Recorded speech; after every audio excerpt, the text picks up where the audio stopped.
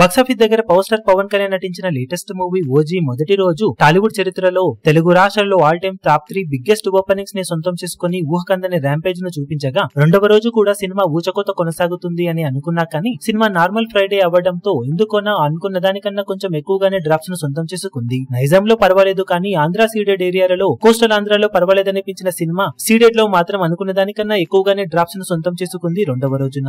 Overall గా 12-14 కోట్ల వరకు షేర్ ను సినిమా రాబట్టవచ్చు అని అనుకున్నా కానీ మొత్తం మీద డే పూర్తయ్యే సమయానికి 12 కోట్లకు పైగా షేర్ ను మాత్రమే అందుకునే అవకాశం ఉందని కనిపించింది. అనుకున్నట్లుగానే సినిమా ఓవరాల్ గా రెండవ రోజు 12.26 కోట్ల దాకా షేర్ ను మాత్రమే సొంతం చేసుకోగా తెలుగు రాష్ట్రాలలో రెండవ రోజున హైయెస్ట్ కలెక్షన్ అందుకున్న సినిమాలలో టాప్ 10 లో ఎంటర్ కాలేకపోయింది. అలాగే పవర్ స్టార్ పవన్ కళ్యాణ్ నటించిన భీమ్లా నాయక్ సినిమా సెకండ్ డే హైయెస్ట్ కలెక్షన్ అందుకున్న సినిమాగా పవన్ కళ్యాణ్ కెరీర్ లో నిలిచింది. ఆ సినిమా రెండవ రోజు 13.14 కోట్ల షేర్ అందుకుంటే ఓజీ మూవీ 12.26 కోట్ల షేర్ అందుకుని రెండవ రోజు ఓవరాల్ గా తెలుగు రాష్ట్రాల్లో ఆల్ టైమ్ 13వ హైయెస్ట్ కలెక్షన్ అందుకున్న సినిమాగా నిలిచింది. RRR మూవీ 31 కోట్లకు పైగా షేర్ అందుకుంటే సలార్ కల్కి సినిమాలు 20 కోట్లకు పైగా షేర్ అందుకున్నాయి. పుష్ప 2 4వ ప్లేస్ లో 19 కోట్లకు పైగా షేర్ తో, దేవర పార్ట్ 1 17.92 కోట్ల షేర్ తో, ఆది పురుష్ 15 కోట్లకు పైగా షేర్ తో, బాహుబలి 2 14.8 కోట్ల షేర్ తో, సంక్రాంతికి వస్తున్న 14.24 కోట్ల షేర్ తో, పుష్ప 13.7 కోట్ల షేర్ ను, KGF చాప్టర్ 2 13.37 కోట్ల షేర్ ను, భీమ్లా నాయక్ 13.14 కోట్ల షేర్ ను, రాధేశ్యామ్ 12.34 కోట్ల షేర్ అందుకోగా తర్వాత ప్లేస్ లో ఇప్పుడు